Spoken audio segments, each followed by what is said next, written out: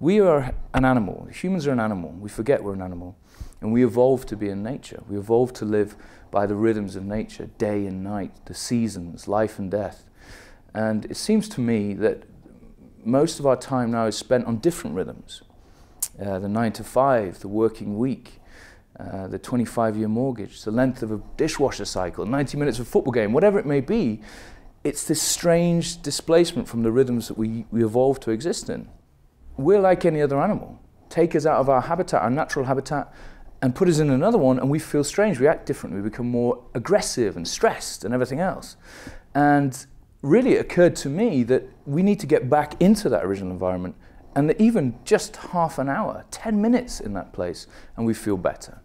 The key point that the National Trust made was that if you get kids under 12, you get them for life. And I think there needs to be an intervention at a societal and a familial level. We need to get society thinking that this should be back on the curriculums, you know?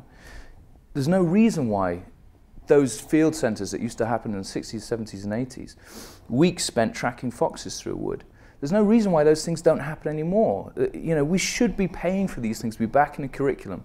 Because, let's be honest, we already know the research backs it up. It stimulates the imagination.